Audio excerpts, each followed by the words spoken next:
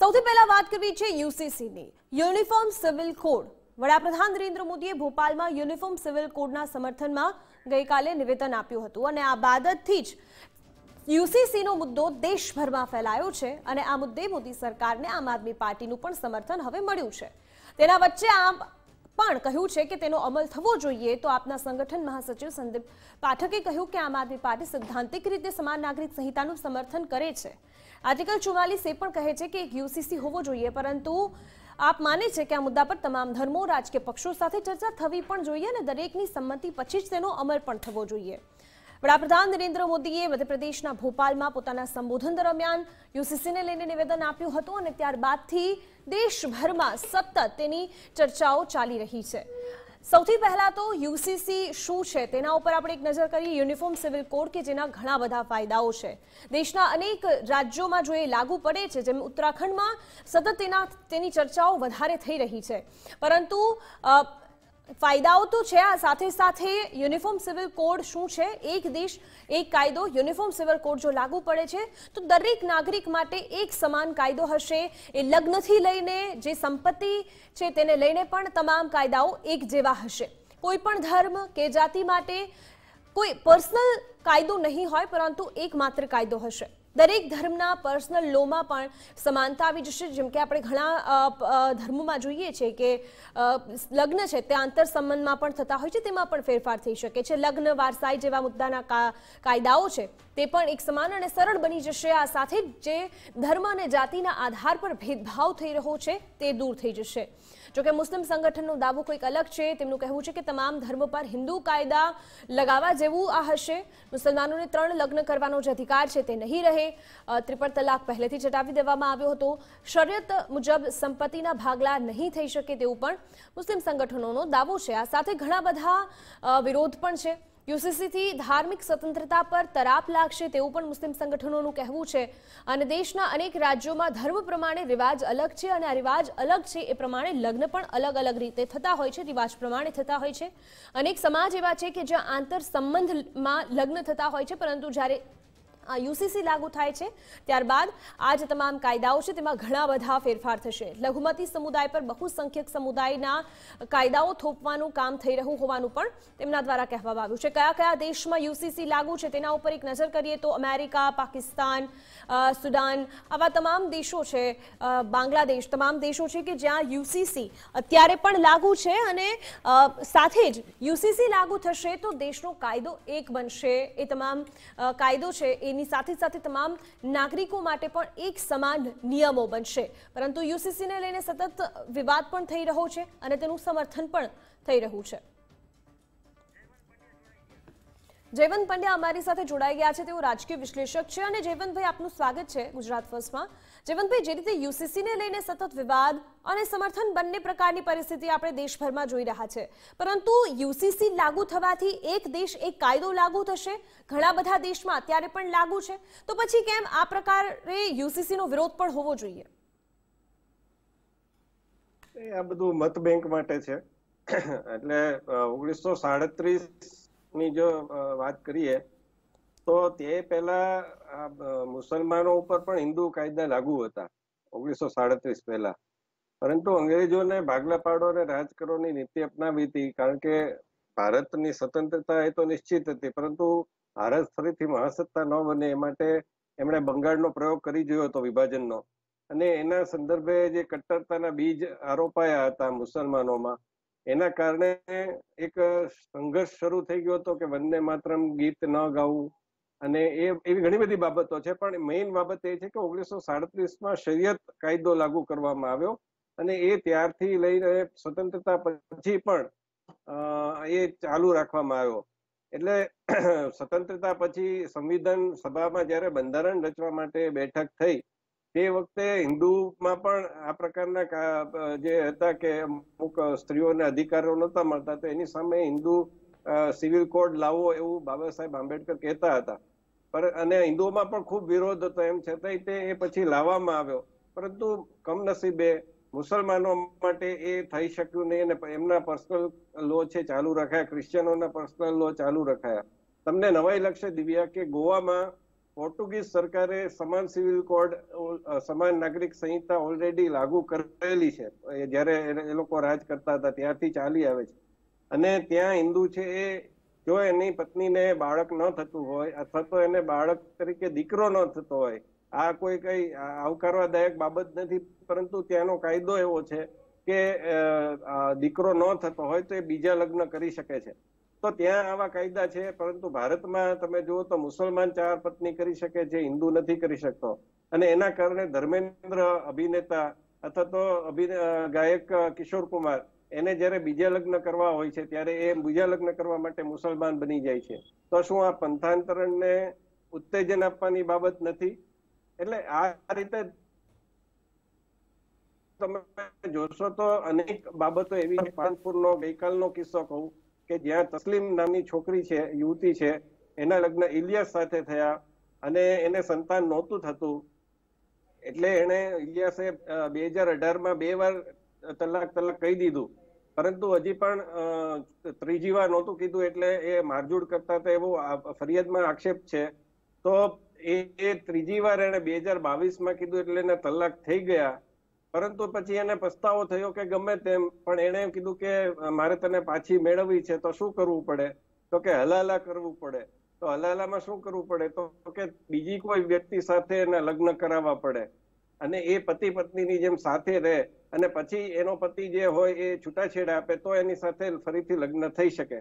તો ઇલિયાસે એના બનેવી સાથે, પોતાના સગા બનેવી સાથે લગ્ન કરાવ્યા. એટલે પોતાની બેનને પણ અન્યાય કર્યો અને પોતાની પત્નીને પણ અન્યાય કર્યો. એને બનેવી સાથે રફીક સાથે લગ્ન કરાવ્યા અને હવે એ ઇલિયાસ છે પછી ફરી ગયો અને એને પત્ની પાછી મેળવવા માટે કોઈ કાર્યવાહી નહીં કરી, ઉલટા ધમકી આપી. એટલે ઇલિયાસ ને રફીક અને તસ્લીમ એ બેને ગામ છોડીને જવું પડ્યું. તો આ પ્રકારનો અમાનુષી હલાલા પ્રથા જે છે એની વિરુદ્ધ બધા જ મુસલમાન સ્ત્રીઓ પણ કહે છે કે ભાઈ અમને ન્યાય અપાવો. ક્રિકેટર મોહમ્મદ શમી, એની પત્ની હસીન જહાન છે, એ કહે છે કે શરિયતના કાયદા છે અમને અન્યાય કરતા છે, તલાકે બિદત એ છે એ કાયદો અમારા માટે અન્યાય કરતા છે, તો અમને ન્યાય અપાવો. અને એને સુપ્રીમ કોર્ટમાં અરજી કરેલી છે. એટલે આને આપણે રાજકારણનો વિષય બનાવીએ છીએ. મને લાગે છે કે એક ખોટી વાત છે. અને ચોક્કસ એ વાત સાચી કે આના માટે બધા જ પક્ષોને, ભાજપ છે અગાઉ અનેક વાર આવી ભૂલ કરી ચૂક્યો છે કે એને કોઈને પૂછ્યા વગર સીએ અથવા તો જે પેલું ખેડૂતો માટેના કાયદા લાવી દીધા. પરંતુ આ વખતે ભૂલ ન કરે અને બધા પક્ષોને સાથે બોલાવી, સાથે મળી અને વાતચીત કરી અને સમાન નાગરિક સંહિતા લાવશે તો મને લાગે છે કે મહિલાઓ માટે ખૂબ ઉપયોગી થશે. હું બીજા 1-2 ઉદાહરણ આપવા માંગુ છું જો સમય હોય તો. જી જી જી જયવંતભાઈ, આપ આપી શકો છો. હવે એક વાત એવી છે કે આપણે ત્યાં ઘણી બધી વસ્તુ છે જ્યારે કાયદા રચાયા હોય ત્યારે ન હોય, પરંતુ એ બીજી ઉત્પન્ન થતી હોય છે. દાખલા તરીકે લિવ ઇન રિલેશનશીપ, એ જયારે 1955માં હિન્દુ મેરેજ એક્ટ બન્યો હતો ત્યારે એ કાયદો એ નહોતું, લિવ ઇન રિલેશનશીપ નો કોઈ કન્સેપ્ટ જ નહોતો. હવે લિવ ઇન રિલેશનશીપ થવા લાગ્યા, લોકો છે રહેવા લાગ્યા. તો 2006માં લતાસિંહ વિરુદ્ધ ઉત્તર પ્રદેશ સરકારનો કેસ હતો.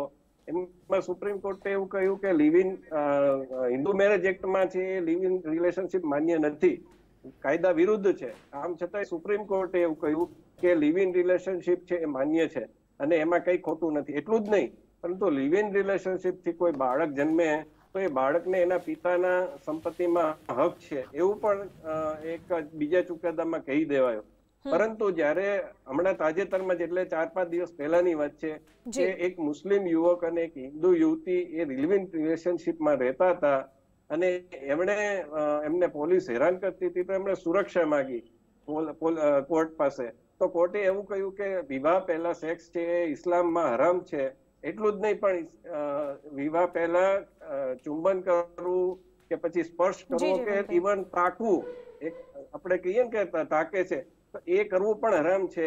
એટલે આ તમને સુરક્ષા ન મળી શકે. એટલે ઇસ્લામ પ્રમાણે લિવ ઇન હરામ, પરંતુ હિન્દુ પ્રમાણે લિવ ઇન છે કાયદેસર. જ્યારે કે હિન્દુ મેરેજ એક્ટ કાયદેસર જે છે એ પણ ના પાડે છે. બીજું એક ઉદાહરણ આપું કે થોડા જ મહિના પહેલા અહીંયા ગુજરાત હાઈકોર્ટમાં એક કેસ આવ્યો હતો જેમાં 3 હિન્દુ દીકરીઓએ પોતાની માતાની સંપત્તિમાં હક માંગ્યો હતો. જો એ હિન્દુ હોત તો એને મળી ગયો હોત, પરંતુ એ માતા છે મુસલમાન સાથે પરણીને મુસલમાન બની ગઈ હતી, એટલે કોર્ટે કહ્યું કે તમને ન મળી શકે. તો આ જ પ્રકારના આ બધા ભેદભાવ છે, કદાચ એક કાયદો લાગવાથી ઘણા બધા ભેદભાવો દૂર થઈ જશે. રુચિકા કક્કડ આપણી સાથે જોડાઈ ગયા છે, તેઓ એડવોકેટ છે. રુચિકાજી, આપનું પણ સ્વાગત છે ગુજરાત ફર્સ્ટમાં. અત્યારે સતત યુનિફોર્મ સિવિલ કોડની ચર્ચા થઈ રહી છે.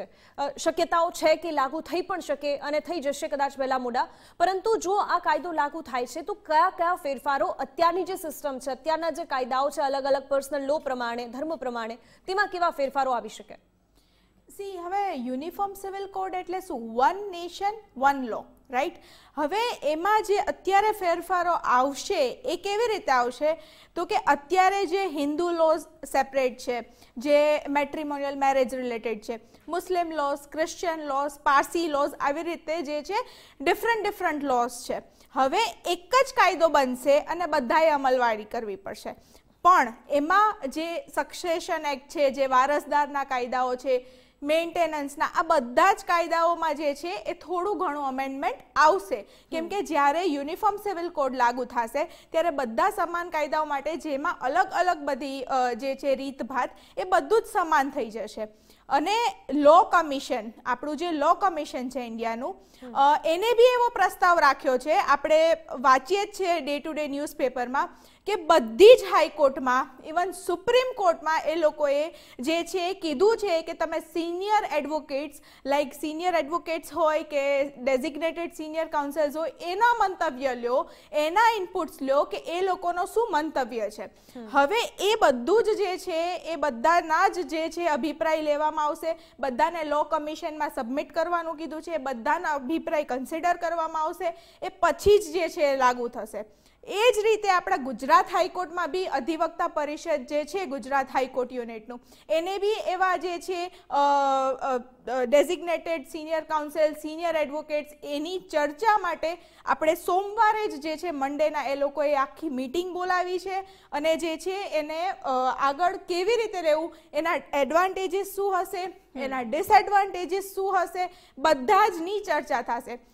હવે આ યુનિફોર્મ સિવિલ કોડ આવશે ને, તો એક વસ્તુ છે કે જેમાં અત્યારે આપણે જોવા જઈએ તો ઘણી કોમ્યુનિટીમાં, આપણે જે અમુક કોમ્યુનિટીમાં છે કે ભાઈ તમે 3-4 મેરેજીસ કરી શકો અને જે એની જે વાઈફ છે એ સફર કરે છે, એટલે આ જે સમાન જે કાયદો આવશે એક નેશન માટે, આપણા ઇન્ડિયા માટે, તો એ બધી જ રીતે જે છે એ સારું પેલું થશે. અને સાથે સાથે એમાં થોડા ઘણા ફેરફાર કરવા જ પડશે, કેમ કે સક્સેશન એક્ટ જે છે એ સક્સેશનમાં વારસદારને કઈ રીતે બધા જ જે છે કોમ્યુનિટીને એક સમાન કાયદા માટે કઈ રીતે એ લોકોને બેનિફિટ થાય, એ બધું જ જોઈને જે છે યુનિફોર્મ સિવિલ કોડ બહાર પડશે.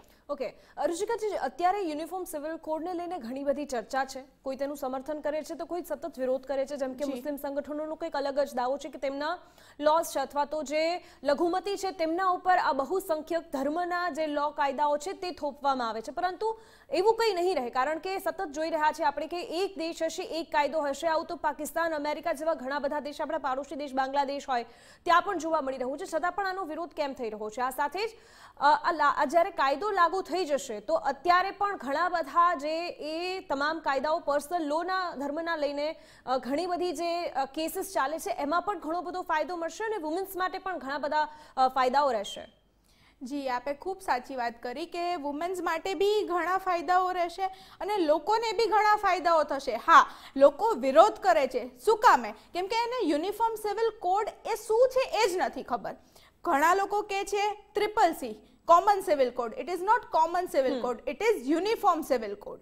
એટલે જે યુનિફોર્મ સિવિલ કોડ શું છે એ જે બહારના લોકો છે એ લોકોને ખબર જ નથી કે શું ખરેખર એ કાયદો શું છે, કે એક દેશ એક કાયદો. એ લોકોને એવું થાય છે કે તો પછી અમારા બધા હક જતા રહેશે. એવું નથી. બધા જ જે સિટીઝન્સ હશે ઇન્ડિયન, બધા જ ને સમાન હક મળશે. એટલે પહેલા તો યુનિફોર્મ સિવિલ કોડ શું છે એ લોકોને સમજાવવામાં આવે, કેમ કે ઘણા ઇલિટરેટ લોકો હોય છે, એ લોકોને કેવું છે હિયરસે, કોઈ કહે છે કે આવું થશે એટલે એ બી એવું સમજીને જ બેસી જશે કે ના આવું થશે તો. એટલે એના માટે પહેલા જે છે નાગરિકની જાગૃતતા જરૂરી છે કે યુનિફોર્મ સિવિલ કોડ શું છે, એટલે એ લોકો જે છે વિરોધ નહીં કરે. ઓકે, જયવંતભાઈ, જે રીતે યુસીસી યુનિફોર્મ સિવિલ કોડની ચર્ચા આમ તો ઘણા સમયથી થાય છે. 2019માં ભાજપના ઘોષણાપત્રમાં પણ એ મુદ્દો હતો, પરંતુ 24 આવતા હવે તેની ચર્ચા વધારે ચગવા લાગી છે. સ્વાભાવિક રીતે ઇલેક્શન્સ નજીક છે એટલે પાર્ટીમાં પણ વિરોધી પાર્ટી હોય ભાજપની તો પણ એ સમર્થન કરે છે, જેમ કે આજે પણ આપે સમર્થન કર્યું, તો આને એક એજન્ડા પણ કહી શકાય આવનાર 24 માટે. હા, એ તો છે જ, એમાં કોઈ પ્રશ્ન નથી. કારણ કે ભાજપનો જયારે ઉદ્ભવ થયો એટલે પક્ષ તરીકે જનસંઘ હતો ત્યારે પણ એના એજન્ડામાં આ બાબત હતી જ. અને મને લાગે છે કે ચૂંટણી સાથે આપણે જોડીએ કે ન જોડીએ પણ એનો ફાયદો મેળવશે, એમાં હું કઈ ના નથી પાડતો. પરંતુ આને એક બૃહદ સામાજિક ઇસ્યુ તરીકે નહીં જોઈએ અને આના માટે મુસલમાન બહેનોએ આગળ આવવું પડશે, મને તો એવું લાગે છે. કારણ કે જે મુસલમાન બહેનો પીડિતા છે, જેને એવું લાગે છે કે આવા કાયદાથી અમને ભવિષ્યમાં સહન કરવું પડી શકે છે, તો એના માટે હું તમને એક બીજું ઉદાહરણ આપું કે ઇસ્લામમાં જે સગીર બાળા હોય છે, જ્યારે માસિકમાં આવે છે ત્યારે એને એ લગ્નની વય ગણાય જાય છે. એટલે ઘણી હિન્દુ છોકરીઓને અથવા પાકિસ્તાનમાં પણ એવું બને છે અને અહીંયા પણ બને છે, એની સાથે એ લોકો લગ્ન કરી લે છે અને મુસલમાન બનાવીને, અને એના પછી એક કન્વર્ઝન થાય છે. તો આ બધાના કારણે તમે જો હિન્દુમાં જે યુવતીની ઉંમર છે 18 વર્ષની છે, જ્યારે ઇસ્લામમાં છે જ્યારે માસિકમાં આવી જાય છે ત્યારે જ થાય. તો આના પરિણામે આપણે કેરળમાં જોયું, કેરળ સ્ટોરીમાં જોયું કે કેટલી બધી છોકરીઓના આવી રીતે લગ્ન થઈ જાય છે મુસલમાન રીતિ રિવાજ પ્રમાણે, અને પછી એનો આતંકવાદમાં ઉપયોગ થાય છે.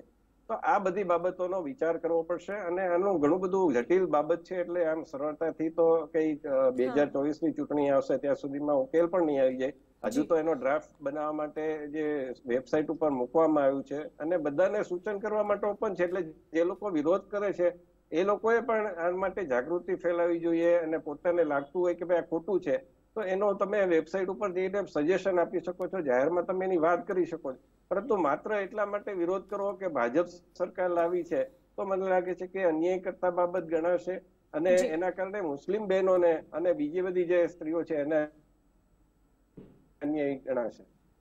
જય જયવંતભાઈ અને રુચિકાજી, આ બંને અમારી સાથે જોડાયા બદલ આપનો આભાર.